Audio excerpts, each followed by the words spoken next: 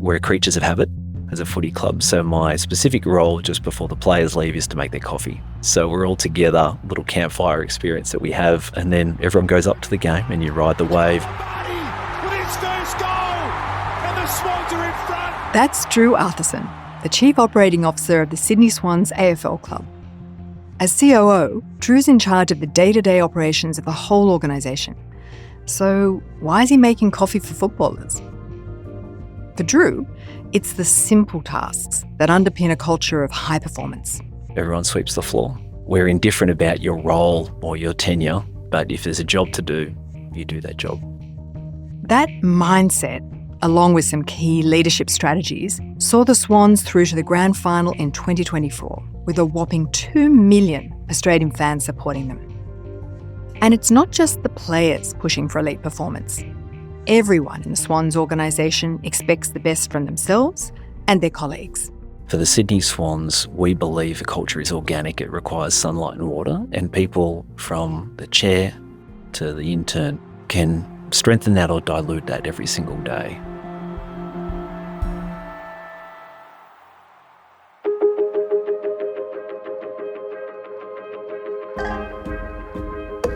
This is The Business Of, a podcast from the UNSW Business School. I'm Dr. Juliette Burke, a Professor of Practice in the School of Management and Governance. When Drew Arthurson came to the Sydney Swans in 2020, it was his first time working in elite sport. But he quickly learned that the key principles for high performance are universal, whether that's with a ball or in the boardroom. But let's start with the ball. Drew, tell us what game day looks like for the Swans. So for our male and female athletes, they'll either play 23 games for the men or this year 11 for the women. Let's take a home game. The lead into the game will be a mix of training, opposition research, game plan. On the match day itself, as a staff, we'll arrive about 5 to 6 hours before the game. We'll set up everything from the stadium to the street to our headquarters. The coaches will arrive. They'll be there really early, reviewing what they can control, what they can't. And then the athletes will arrive, very idiosyncratic here, 2 to 3 hours before bounce. Everyone has their rituals, what's to get them in their best flow state. That'll range from ice baths to a light warm-up in the gym, to music, to coffee, you name it. Then 2 hours before the game, the male athletes will do a version of either an official march, where they'll march down the street to the stadium, or they'll walk up in small groups. From that point, you'll then do a mix of team-based activities and individual prep. And the art and science of that is knowing what athletes need to do, in our case, to prepare themselves for 2 hours of game time. And what about for you and your support staff? So folks often think we just arrive a couple of hours before, we turn the lights on and we play football. People's only was that easy. So for many of us, it is setting up the signage inside the stadium, creating great activations on the street for our members and fans. Back at HQ, we host members, companies through on a game day. So say on a Friday night game, I'll be there at 7 or 8 in the morning. The game's at 7:40 at night, for example, and you'll be preparing for that day. And so that's a mix of stadium, street and HQ setup. A few hours before the bounce, my role changes. So I either host, might be private bookings, I might do an interview or two, but we're creatures of habit as a footy club. So my specific role just before the players leave is to make their coffee. So we're all together, little campfire experience that we have. And then everyone goes up to the game and you ride the wave. And a lot of us are working. So you're on the headphones, you're moving around the stadium to make sure everyone's experience is right. You're solving problems. You've got 40,000 plus people in a small space. So you have to make decisions and solve problems. And then post-game, everyone comes back to HQ and you review, you put on a light snack and beverage for people and you go home. So game days are massive undertakings. So all told, the day itself is probably a 12 to 15 hour day by the time you arrive to the time you exit for staff and coaches. For the athletes, they'll be there 2 to 3 hours before and then a couple of hours post. So it's an amazing day. It's an electric atmosphere. But if you come back to it, it is the art and science of how individuals do their best work. How do we prepare as a group? And then how do you afford each team member, player, to get in their own space and to get in a flow state that they know works for them? Sport is known for this sort of high-performance culture. What does that look like for the members supporting them, not the players, but the members of your organisation? I'd never worked in professional sport before joining the Sydney Swans nearly 5 years ago. So I've had the good fortune of 25 years in lots of different industries, not elite sport.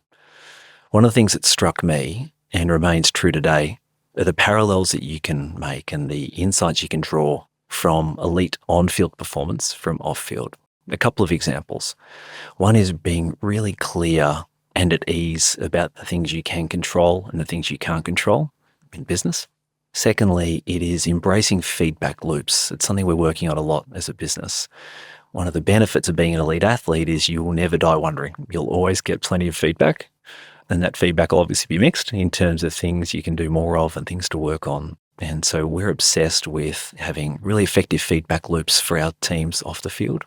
Another one is it's really simple to say, but I think it's often lacking in business, is having absolute mission clarity. What's my role as an individual? Be that COO of the Sydney Swans, might be a marketing manager, might be someone who's leading our sponsorships team. What's my role? So as a business, I think we absolutely need to give people mission clarity, and that then informs a bigger game plan. There are so many things that you can take from on-field practice to off-field. A number of areas won't translate. Obviously, it's a physical execution is the game, but so many things you can. Yeah, I like that. And I imagine, and tell me if this is true or not, that because it's very much about the team, that might infuse you as an organisation. You think of yourself perhaps more as a team. Does it help to break down silos? Absolutely does. It's a really good insight. We're all custodians of the Sydney Swans at this time. So we're blessed to be part of an organisation that's rich in history, and you want to do two things, I think. We talk about taking the baton. So the baton is something you take and you pass. So hopefully you receive it from someone who's done their best work, and then you have the opportunity to do yours. And no one's bigger than the club. So if we get it right, and we're always going to get it right some days and some days we don't, but hopefully you get it right more often than not. And it is about ensuring that everyone understands the role they play to deliver that team outcome. Because whether it's on field or off, as you'd appreciate, unless you're an absolute sole trader, you are working with other humans trying to deliver something collectively. What are the traits of elite athletes that you're trying to embody across the organisation? We talk internally about a category 1, 2, 3 model. And category 1 is what's your absolute core role at the football club. That's category 1. And category 2 is then discretionary effort you can apply to support others and add value. And category 3 might be things completely out of the box that we haven't thought of yet. So the first thing we focus on is what everyone's Cat 1 is. So that's your mission. Well, what's your job, your core job to do really well, firstly. Secondly is then, as I mentioned earlier, we talk about feedback loops. So we want everyone to have a culture of 360-degree feedback. We find that the longer you leave feedback from the moment it should be given, the more political it gets, the more loaded it gets, the hazier people's memory is. So real-time feedback as much as possible is fantastic. One of the frustrations I've had in previous lives is the notion of annual performance review. Why wait 12 months to almost tell me the history of my year? Nothing should be a surprise at the end of a year when, Juliet, you're giving me feedback. I would hope that it is something that's a rolling process, but I find that it is really inconsistent. The benefits of working at a football club, with the games we play, you're audited every week. So you have an on-field audit, and in turn you have an off-field audit. So we feel like we are put through the X-ray machine week in, week out. When you put yourself through the X-ray machine, or your team, or it might be a product, all the whole parts show up and all the cracks show up. But I think that level of accountability, scrutiny, expectation, I hope engenders greater level of performance because the stakes are high. The third area is understanding and working everyone's strengths. So we talk internally about giving each other the benefit of the doubt. It's often something that's overlooked. So if the opposition's outside the four walls, not in, then let's focus on giving each other the benefit of the doubt. And finally, trying to shift a collective mindset from I have to do A, B, and C to I get to do A, B, and C. There's an evidence base that says that the mindset shift you can get collectively when people move from have to get to is pretty significant. So there are many traits and examples, there are a few. And this formal audit process that you go through, what does that comprise? For every single week, we will either win or lose. And once every 4 years, we'll draw on average. What happens pre and post that for our teams is that you'll go through a really exacting review process. So you obviously prepare and build for a game and convert the game notion to a major deal you might be trying to close or a restructure you're trying to execute, whatever that is for your organisation. You go through that game and then immediately afterwards you recover and you review. We liken it to a hot wash, an international term, but it's akin to reviewing really objectively, going through your feedback process, and then moving on as fast as you can because the next game's coming. So you're going to be audited again in another week's time. So what did you learn? How can we improve? And then that's in your review mirror. Let's go again. It's an exciting cycle. But that's a lot. That's a fast cadence. That's a weekly cadence. And in business, of course, you would do a review, but it would be after a major deal. It could be months after that or after a project's being executed. What does it do to an organisation to have this constant cycle of review? It definitely requires discipline in the organisation, discipline and rigour about how you prepare, execute and review, firstly, but it also requires you in the best way to move on. I've learnt so much, Juliet, working at the football club. Another thing that I've learnt a lot about is how to process information, process a business outcome, in our case, win or lose, and then to move on and prepare to the next one. And it's a version of radical acceptance. You are where you are. We won or we lost. What did we learn? How are we going to get better? And on the getting better part, one of the things that I think is absolutely applicable and folks in all walks of life can act on is something we focus on internally called incremental improvement. This is not splitting the atom, but we're focused on the compounding benefits of small gains each and every day. So how do I, Drew as COO, get a little bit better each day? I'm not looking for breakout growth. I just want to make incremental improvements. Why incremental? Because they are, we believe, sustainable. So a couple of questions that I'm asking myself of late to try and hold myself to that standard of getting a little bit better each day. Threefold. One, did I learn something new? Question one. Question two, am I healthier in some way? That might be mentally, physically, spiritually. The third question is, did I help someone without expecting anything in return? I think the third one's the most powerful. Is that a stranger, a loved one, a colleague, an elderly parent? What I'm striving for and what we're striving for as a team is to try and say yes to as many of those questions as many days in the year. And just to round out my thought, there's 230 business days in a standard year for a working Australian. Less annual leave, less weekends, less kickoffs and planning sessions. So what we're hoping is that for our staff off-field, and there's 90 of them, how can as many of those 90 say yes on as many of those days to questions like that or questions of their own, so that we've really got a culture of sustained incremental improvement?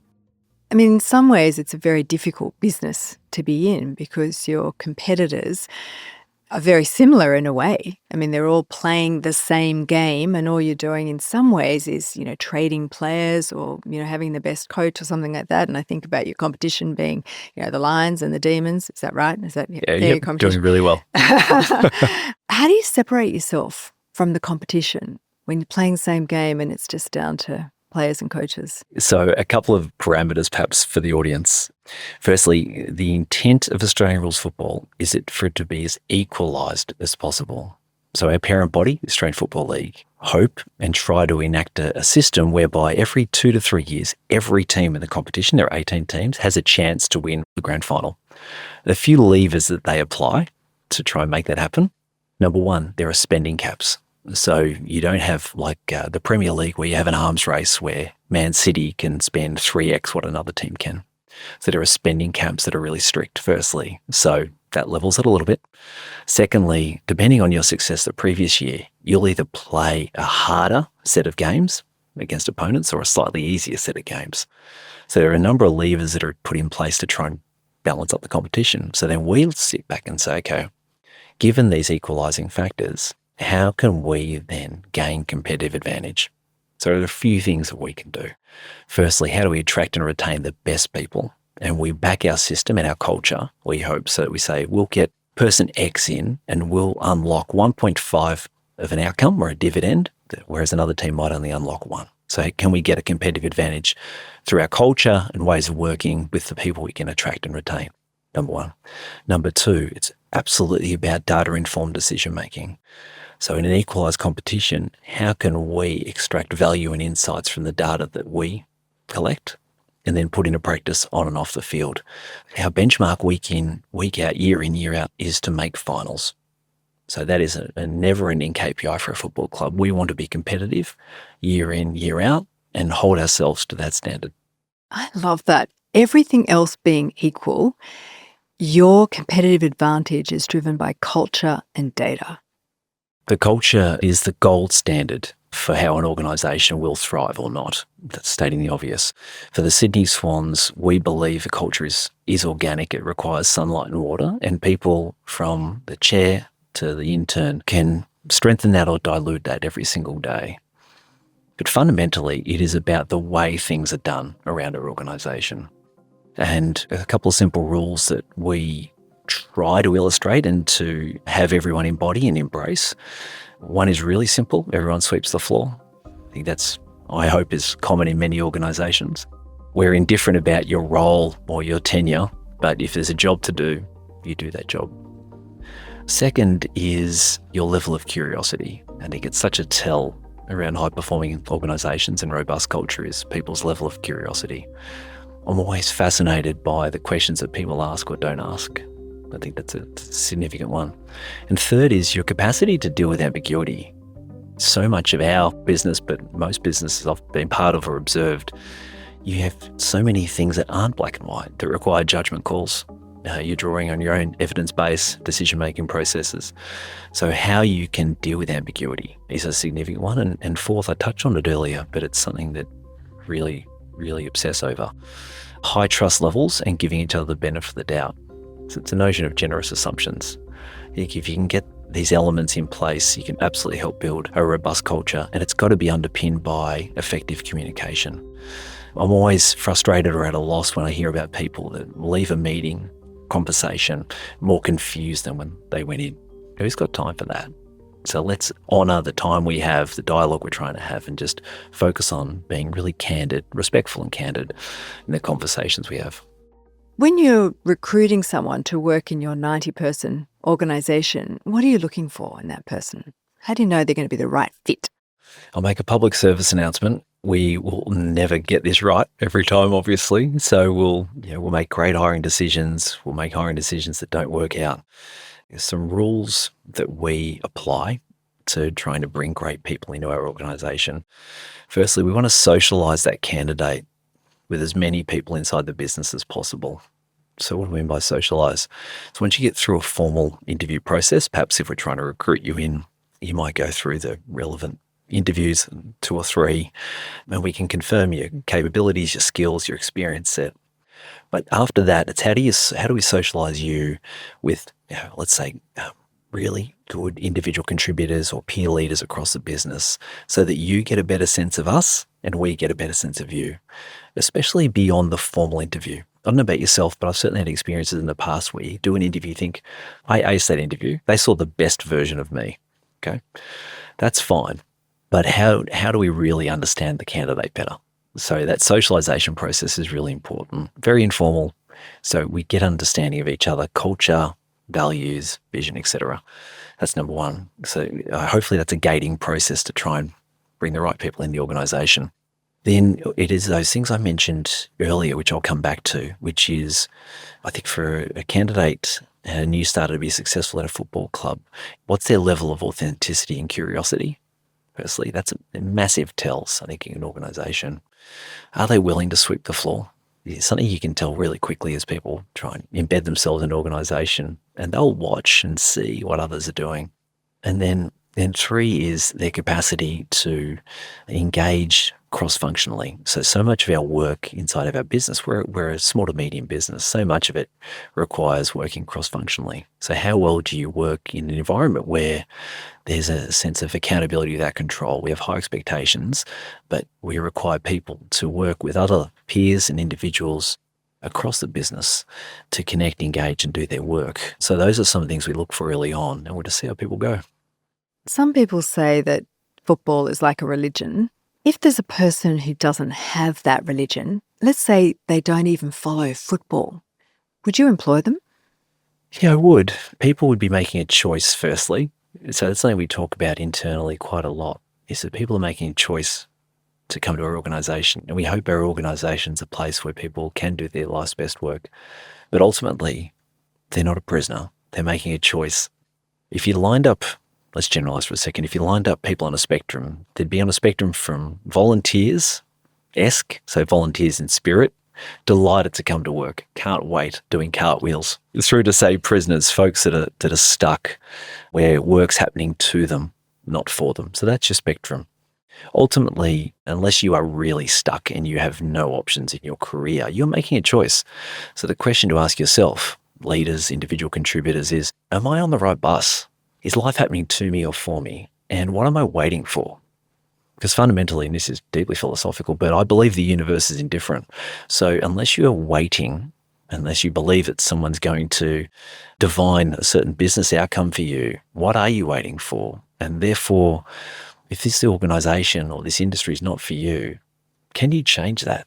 When recruiting people or trying to attract people to join the Sydney Swans, you find out really quickly whether they're a football fan or not. The alarms go off if someone is a mega fan. Because you think, I'm not sure you'll have the right level of pragmatism about working for this business. So trying to remind people in an interview process that they're not part of the selection committee, they won't be the head coach, but thank you for your feedback on game strategy and player selection. So the red flags definitely go up if someone is a mega fan, because we do worry about their ability to be objective and pragmatic in business. To join and work for a professional sporting team, you do need a level of fandom. You either need to love the game or at least be passionate enough about the game. I think if you're indifferent about it, it'd be hard to do your best work, because it does require discretionary effort. You're working long hours and weekends, and it does require curiosity about the sport and the people who love it. They're our customers. So could someone come from a standing start? If they had the right generalist traits, probably, but we need to understand, are they willing to go that next step to deeply connect with our members and fans, understand what makes them tick to do their best work? Is there a difference in your organisation between those people who are effectively the fee earners, the players, and those people who are the support? How do you see yourself as really one team, not the on-field team and not the off-field team? Yeah, we have a game plan with 5 parts to it, which I won't describe now, but the 5 parts are really clear pillars that underpin, that's our business plan. So we call it a game plan because we're a footy club, okay? All 5 pillars are elements that a player or a staff member can contribute to in big and small ways. And we always tie everyone's role back to that game plan so that everyone can see the way in which they can impact our business. So for folks on the field, it might be doing their best work playing football, contributing to our wins and losses. For folks off field, it might be securing a sponsorship, retaining a member, being great at doing their finance, so accounts payable and receivable, managing our books.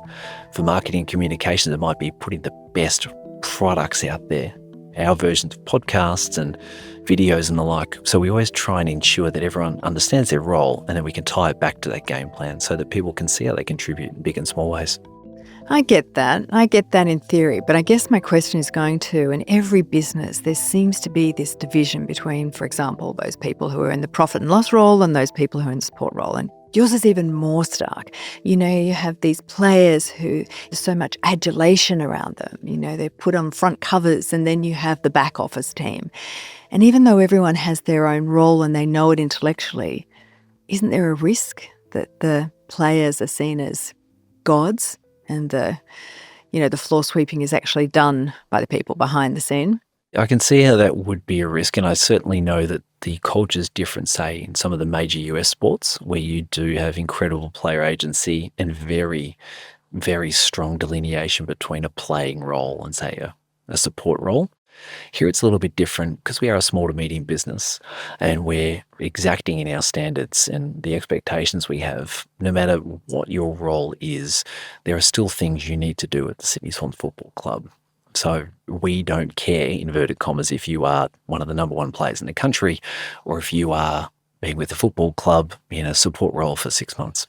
Irrespective, here are the things that we expect you to do and need you to do when you're working for an organisation. Now, you are going to have, I guess, a continuum in terms of personalities and the like, but we've got minimum expectations around what people will do. So is there a risk of that? Yes. But I think it comes back to your culture and your expectations of your people. It's the art and science of trying to balance personalities and roles inside an organisation. We talk a lot about that mix of personal humility and professional will. So take your role seriously. Don't take yourself too seriously. Now, some people's roles will be very public and some people's roles will be very private. But being at ease about that and having a set of minimum expectations and ways of working that no matter what that role is, when you come back to the club, then the lights are off, cameras aren't rolling, you're just doing your job at HQ. Here are the minimum expectations we have of all the humans that come to work at the Sydney Swans. The big result your players are focused on is about as black and white as it gets. Win that game. But how do game results impact supporting staff members of your organisation? Yeah, one of the dynamics of our game, and let's talk about the grand final, for example, because it's the best example. So the grand final result obviously did not go our way. We had a very disappointing loss. For so many of our staff at the Sydney Swans, they're not part of the on-field delivery. So they're not a player, they're not a coach. So they might be in the marketing and communications team, the IT team, operations, membership. For all of them, the challenge is separating the disappointing result that we all feel, because we're all part of the Sydney Swans journey, but separating that result from the great work that they've done during the year. It's it's a live case study for us as a footy club and as a leadership team, how to navigate that, how to provide enough space for everyone to feel disappointed, because we are, but at the same time for folks that actually weren't contributing to that on-field product and result, affording them the time and space to say, you know what, that aside, which is something you can't control, you've done an amazing job this year. And that's a really delicate balance week in, week out, because you do ride the wave. You know when our women's or men's team have won or lost, you can feel it, especially on the Monday when you played on the weekend. But for so many of our staff, it's reinforcing the fact that their job, their category one each and every day is not to pull on the boots. It's to do the role we need them to do off field. And for a lot of them, they've had their best year. So taking the time to celebrate those wins, I think one of the challenges when you're moving at pace in business, whether it's sport or another industry, and this is something I've been guilty of in the past, is not taking the time to celebrate the wins. I was talking to a group recently and I was saying that one of the challenges I have, and I'm really working on this myself, is I'd focus more on the losses, definitely, than the wins. And I wonder how common that is. The wins you almost bank and you expect in business that you will achieve, but then you'll obsess over the losses. And I think for our team, it's making sure you get that balance right. The Business Of podcast is brought to you by the University of New South Wales Business School, produced with Dead Set Studios. If you're interested in hearing more about the business of sport, you'll enjoy our episode with Darren Werner, the head of marketing at KO Sports. With the emergence of some key sporting properties, whether it be the UFC or F1, that really presents us and streaming services an opportunity to not just appeal to the fans that are watching that specific sport, but look at lookalike audience. That episode is linked in the show notes.